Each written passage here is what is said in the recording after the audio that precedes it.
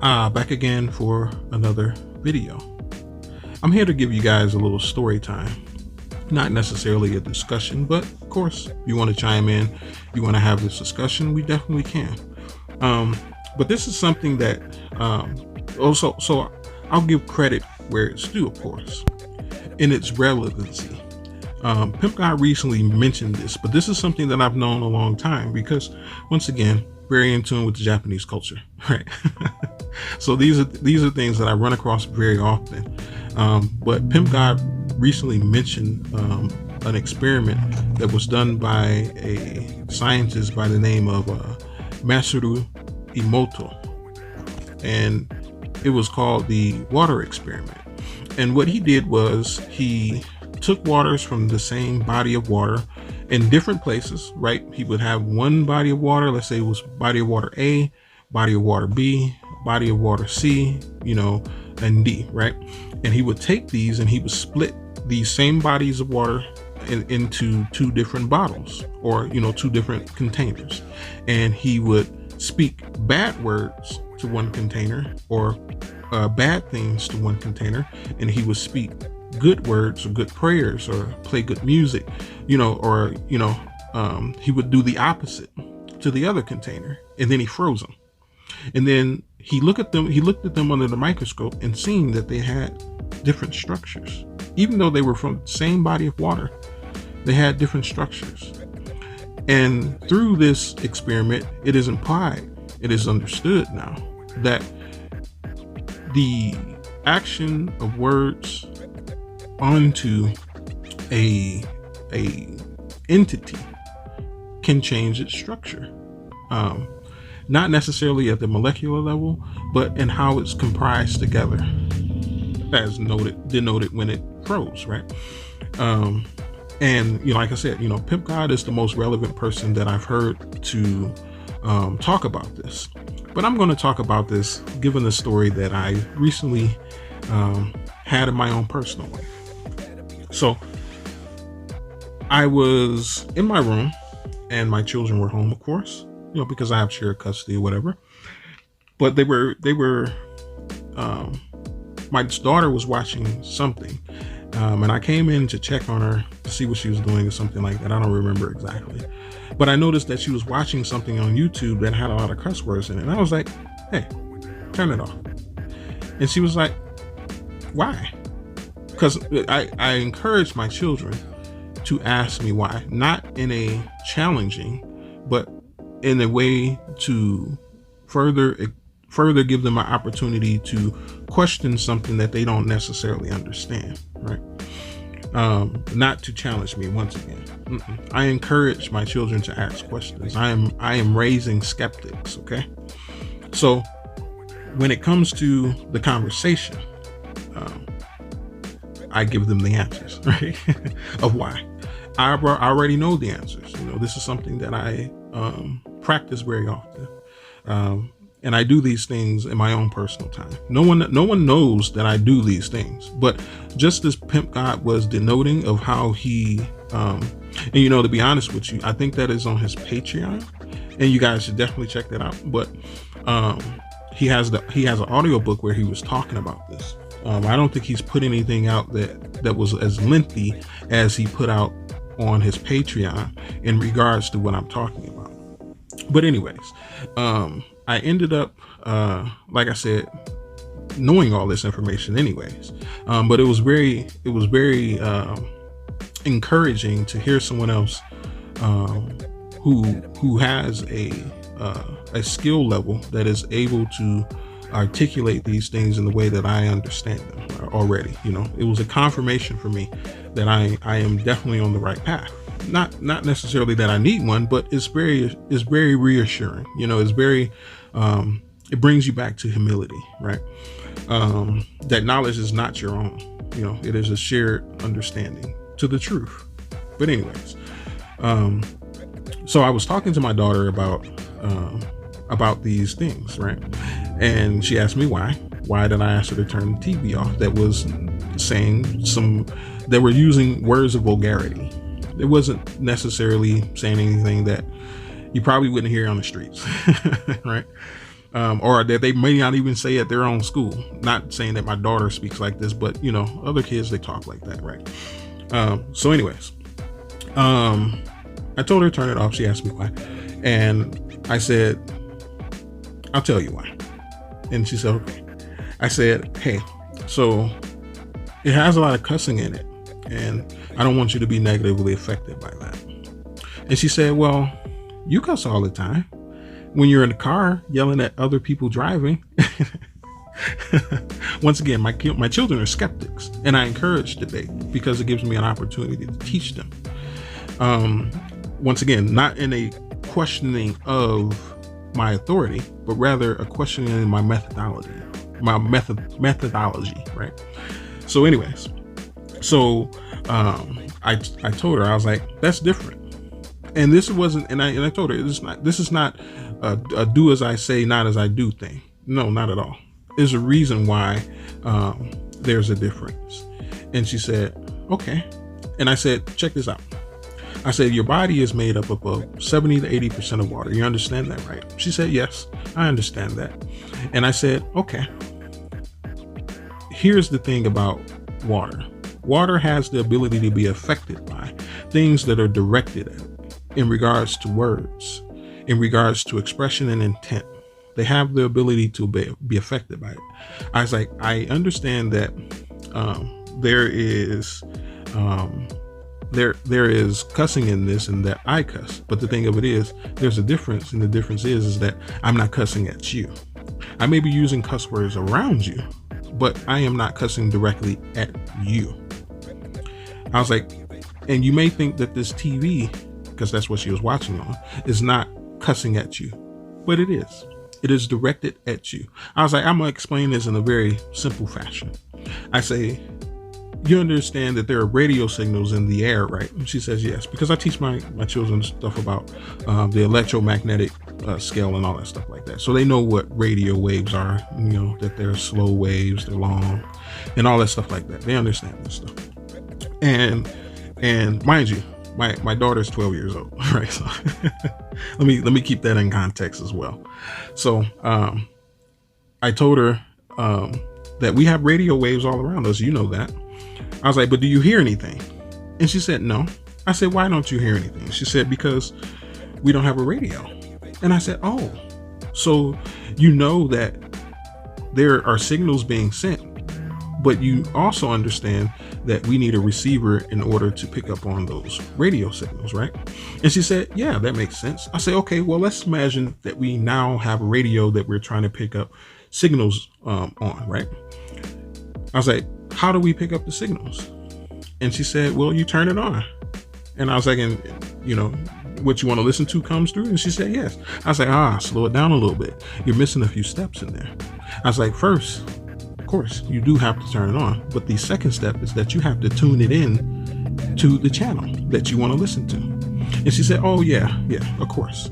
And I said, this implies that there is a sender and there is a receiver, right? And she said, yes, because the radio is a receiver. So that's how we pick up the signal. And I said, okay, what do these two things have in common? The sender and the radio. What do they have in common? And she said, I don't know. And I said, I'll tell you. What they have in common is the signal, because that's what you pick it up on. They have the same frequency. Meaning that there is something being directed and there is something receiving that intentionally, meaning there is an intent to receive and there is an intent to output, right? And she said, okay. I say, now that TV over there is the sender and you are the receiver. Because why? Because you are picking up, you have tuned in to the intended signal that is being sent. The difference is that I am not sending my signals to you when I am cussing at people who cannot drive. I am sending the signals to them, and you just happen to be witnessing that. For instance, if you were standing in a radio station and you didn't hear anything, but you're seeing that people are working dials and, they're sending out signals. You're there witnessing it, but you don't have the proper apparatus to pick it up, even though that you are at the house where they are sending it from. You don't have the proper apparatus to pick it up, even though you are right in the ground zero of where the signal is being sent from. And she said, "Oh, I see." And I said, "Yes." So that's how and why I don't want you listening to these things, because you are tuned in to the message that is being spoken to you. And since, bring you back to the beginning, you are 70 to 80% water, these signals that are being directed at you are having a negative effect on your ability to exist as the way that you want to exist, because you want to exist positively, right? And she said, "Yes." And I said, "Correct. Everyone wants to exist positively, but we have to be aware of the things that we tune into." I was talking with someone else and we were going over, I was telling them this story, and I made an addition to this of how this is true, right? Not necessarily true in the sense of what I'm explaining in regards to how the signals can have a negative effect on you, but true that you have to tune in order to be able to hear, right? You have to be on the same frequency. I gave the example of being in a room full of people. I've been in malls, I've been in train stations, I've been at bus stations, I've been at meetings, I've been at parties, I've been at a lot of places where there are a lot of people. And I'm sure all of you who are listening have been at the same places, right?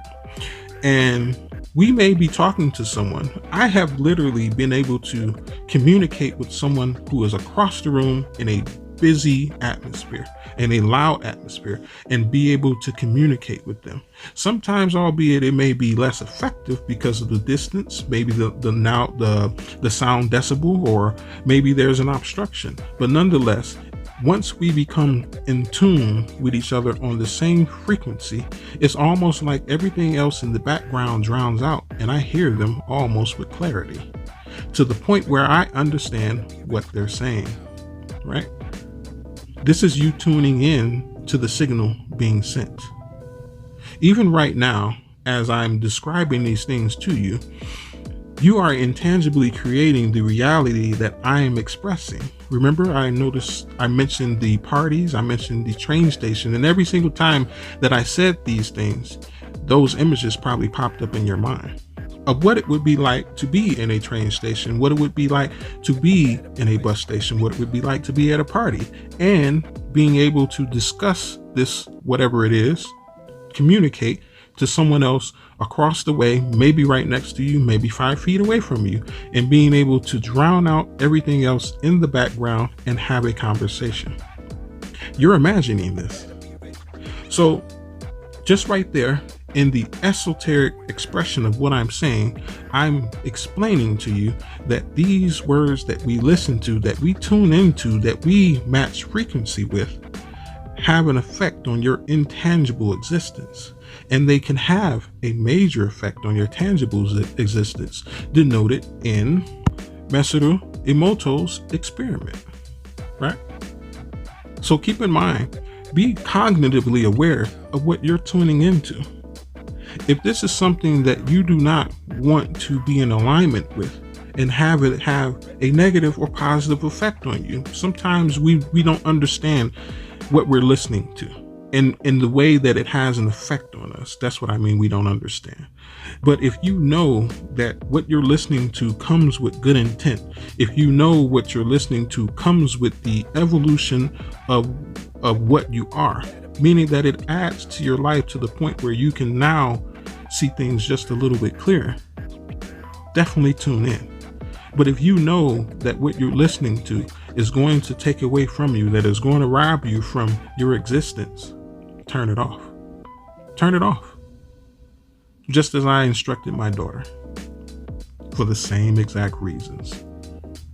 When you tune in to something that is full of negativity, that's something that is full of downing, something. Now, this isn't an emotional thing. This is something that you understand tangibly, and sometimes intangibly. It isn't something that sometimes you can use your emotions to filter these things, definitely, to say whether something's good or positive, but I wouldn't necessarily lean on that exactly. Use all of your faculties to come to the conclusion of what these things represent, if they're representing a positive influence on your life or a negative influence on your life.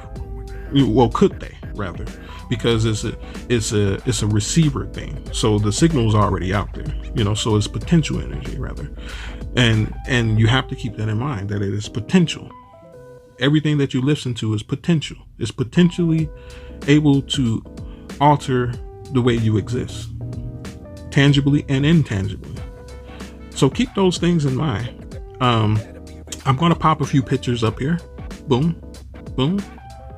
And this is the water on the left that has the bad words spoken to it. And this is the water on the right that has the positive words spoken to it.